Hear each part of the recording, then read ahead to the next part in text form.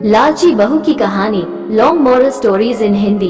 एक समय की बात है, एक छोटे से गांव में राम और सीता नाम के कपल रहते थे। उनका एक अर्जुन नाम का बेटा था, जिसकी शादी रिया नाम की लड़की से हुई थी। राम और सीता कड़ी मेहनत करते थे और अपने बुढ़ापे के लिए पैसे बचाते। रिया बहुत लालची लड़की थी और हमेशा अपने लिए और चीजें चाहती थी। जैसे जैसे साल बीतता गया, रिया का लालच और बढ़ता गया। वो अपने पास रखे चीजों से कभी संतुष्ट नहीं रहती थी। वो हमेशा अपने सास ससुर से महंगे तोहफे मांगा करती थी और उनके बचाए हुए पैसों में से भी कुछ हिस्सा अपने लिए मांगती थी। राम और सीता बहुत ही अच्छे पेरेंट्स थे, इसलिए उसकी सारी जरूरतों को पूरा करते थे ताकि परिवार में शांति बनी रहे। वो अपने पति अर्जुन के ऊपर भी दबाव डालती थी कि वो अपने माँ बाप से पैसे और संपत्ति मांगे। वो बहुत ज्यादा संपत्ति इकट्ठा करना चाहती थी, बिना किसी मेहनत के। एक दिन राम और सीता ने यह फैसला लिया कि वो रिया को सबक सिखाएंगे। वो उसे बुलाते हैं और बोलते हैं कि बेटा, हमें तुमसे कुछ जरूरी बातें करनी है। हमने यह फैसला लिया है कि हम अपनी जायदाद का कुछ हिस्सा अपने बच्चों में बांटेंगे और उसका कुछ हिस्सा तुम्हें भी देना चाहते हैं। रिया खुशी से झूम उठती है, क्योंकि वो हमेशा से यही चाहती थी। लेकिन राम और सीता के मन में कुछ और ही चल रहा था। उन्होंने एक पत्थरों से भरा हुआ बैग उसे दे दिया और बोला, बेटी, ये तुम्हारे हिस्से की संपत्ति है। रिया उस बैग को देखकर गुस्सा हो गई। उसने उस पत्थर से भरे हुए बैग को जमीन पर फेंका और जोर से चिल्लाते हुए बोली कि मेरी मजाक उड़ाने की तुम्हारी हिम्मत कैसे हुई? मुझे पैसे चाहिए, ये पत्थर नहीं। राम और सीता ने शांत तरीके से उसे समझाया और बोले, रिया, सच्ची संपत्ति सिर्फ पैसे और चीजों के बारे में नहीं है। ये प्यार, दया और जो कुछ भी तुम्हारे पास है उसके लिए आभारी होने के बारे में है। हमने हमेशा तुमसे प्यार किया है और तुम्हारी देखभाल की है, और यह पैसों से भी अधिक कीमती है। रिया को एहसास हुआ कि वो लालच में कितनी अंधी हो गई थी। उसको अपने किए गए बर्ताव के लिए पछतावा होने लगता है। उसने अपने सास और ससुर से माफी मांगी और अपने तरीके बदलने का वादा किया। उस दिन के बाद से उसमें बदलाव आया और वो एक अच्छी बहू बन गई। रिया के बदलाव की बात पूरे गांव में फैल गई और सभी ने एक बेहतर इंसान बनने के लिए उसकी प्रशंसा की। रिया अपने परिवार का ख्याल रखते हुए और उनके बीच मिले प्यार के लिए आभारी होकर हमेशा खुश रहने लगी। सच्चा धन प्यार, दया और जो हमारे पास है उसके लिए आभारी होने से आता है, न कि हमेशा और अधिक चीजों की चाह रखने से। जादुई sari. Long moral stories in Hindi with pictures. एक बार की बात है, एक छोटे से गांव में अनाया नाम की एक महिला रहती थी। वह एक दयालु और अच्छी इंसान थी, जो हमेशा अपने और अपने परिवार के लिए अच्छी चीजें चाहती थी। अनाया के पास एक प्यारा पति और एक खूबसूरत बेटी थी, लेकिन उसकी सास शांता उसके प्रति बहुत अच्छी नहीं थी। शांता अक्सर घटिया बातें कहती थी और अनाया को दुखी करती थी। एक दिन जब अनाया बाजार में घूम रही थी, तो उसे एक विशेष दुकान मिली। दुकानदार एक बूढ़ा और बुद्धिमान व्यक्ति था। अनाया ने उससे कहा कि वह खुश रहना चाहती है और चाहती है कि उसके साथ अच्छी चीजें हों, भले ही उसकी सास निर्दयी थी। दुकानदार मुस्कुराया और उसे एक अनोखी साड़ी दिखाई। उन्होंने कहा कि यह जादुई साड़ी है और यह उसके जीवन में सौभाग्य और खुशियां लाएगा। अनाया ने जादुई साड़ी खरीदने का फैसला किया और तुरंत उसे पहन लिया। जब अनाया ने जादुई साड़ी पहनना शुरू किया तो चमत्कार हो गया। उसकी सास अनाया के साथ बुरा बर्ताव करने की बजाय उसके साथ प्यार और सम्मान से पेश आने लगी।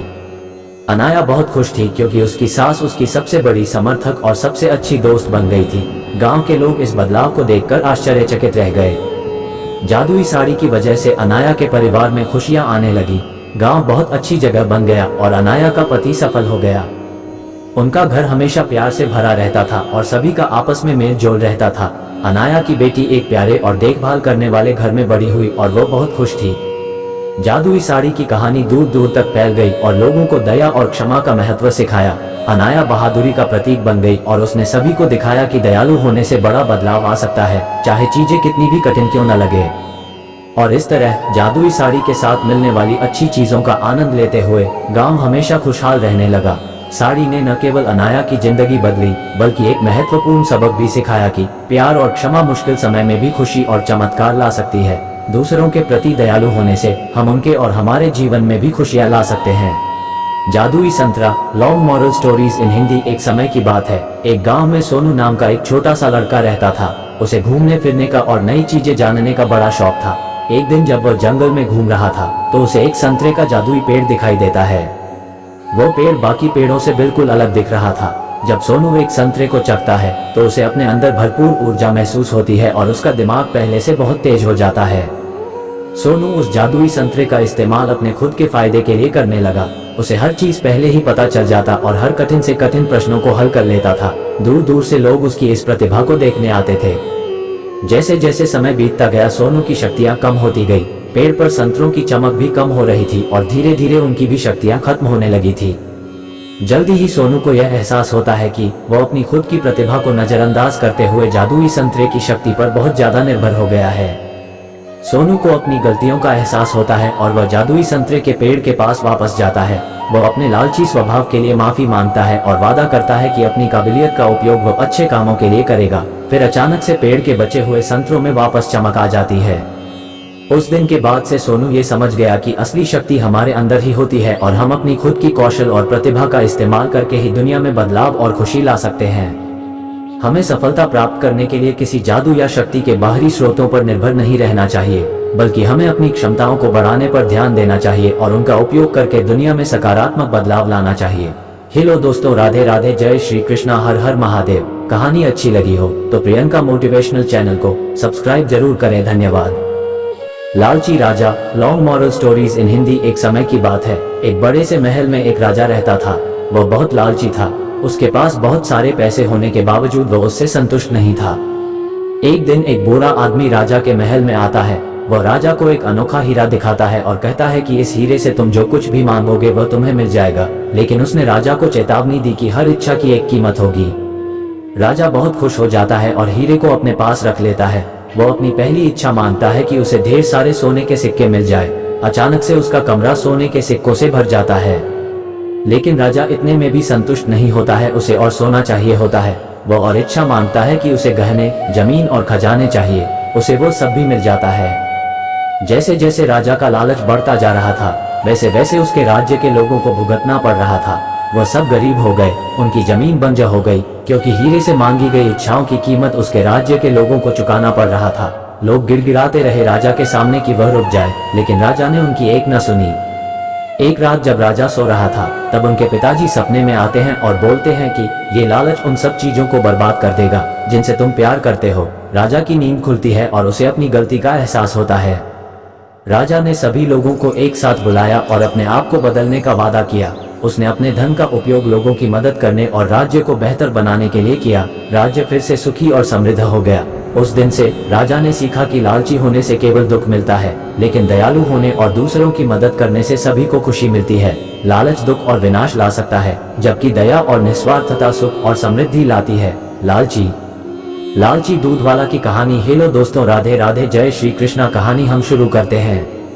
एक समय की बात है, एक छोटे से गांव में रवि नाम का एक दूधवाला रहता था। वह अपने लालची स्वभाव के लिए जाना जाता था। उसके पास एक गाय थी जो पूरे गांव में सबसे स्वादिष्ट और अधिक मात्रा में दूध देती थी। हर सुबह वह दूध निकालता और गांव के लोगों तक पहुंचाता था। एक दिन रवि को यह एहसास हुआ कि गांव वालों को उसके गाय का दूध बहुत पसंद आ रहा है। इस बात से उसे बहुत खुशी होती है और उसके लालची दिमाग में एक उपाय आता है। वह सोचता है कि अगर मैं दूध में पानी मिला दूं तो मैं अपना मुनाफा बढ़ा सकता हूं और किसी को पता भी नहीं चलेगा। उस दिन के बाद से रवि गांव वालों को दूध पहुंचाने से पहले उसमें पानी मिला देता था। उसे लगने लगा था कि वह बहुत चालाक हो गया है और उसके इस काम के बारे में किसी को नहीं पता चलेगा। फिर भी गांव वालों को दूध के स्वाद में बदलाव नजर आता है, क्योंकि उसका स्वाद अब पहले जैसा नहीं था। जल्द ही रवि के दूध में पानी मिलाने की खबर पूरे गांव में फैल जाती है। लोग शिकायत करने लगते हैं और उसके दूध का बहिष्कार करते हैं। लोगों को बहुत गुस्सा आता है, क्योंकि उन्हें लगता है कि उन्होंने जिस पर भरोसा किया उसी ने उनके साथ धोखा किया है। रवि के गलत काम की वजह से उसका धंधा नीचे गिरने लगता है। उसे अपनी गलती का एहसास होता है, लेकिन अब बहुत देर हो चुकी थी। उसकी गांव वालों की नजर में जो इज्जत थी वह खत्म हो चुकी थी। गांव वाले अब उस पर भरोसा नहीं कर सकते थे और उसका दूध लेने से मना करने लगे। अपने किए पर शर्मिंदा होकर रवि ने फैसला किया कि वह अपने काम करने के तरीके बदलेगा। उसने कसम खा ली कि वह एक ईमानदार व्यापारी बनेगा और गांव वालों का भरोसा वापस जीतेगा। रवि ने फिर से गांव वालों को शुद्ध और बिना मिलावट के दूध देना शुरू कर दिया। धीरे धीरे गांव वालों को रवि के काम करने के तरीके में बदलाव नजर आया और उसकी तारीफ करने लगे। उन्होंने उसे माफ कर दिया और फिर से उससे दूध लेना शुरू कर दिया। रवि ने ईमानदारी के महत्व और लालच के परिणामों के बारे में एक जरूरी सबक सीखा। उस दिन के बाद से रवि एक ईमानदार दूधवाले के नाम से जाना जाने लगा। उसे उसकी खोई हुई इज्जत और गांव वालों का भरोसा वापस मिल गया। उसका धंधा फिर से चलने लगा। उसे समझ आ गया कि असली सफलता ईमानदार होने और ईमानदारी से दूसरों की सेवा करने से आती है। लालच से अस्थायी लाभ हो सकता है, लेकिन यह अंततः भरोसे को खत्म कर देता है। हालांकि ईमानदारी और निष्ठा लंबे समय तक चलने वाली सफलता और सम्मान की कुंजी है।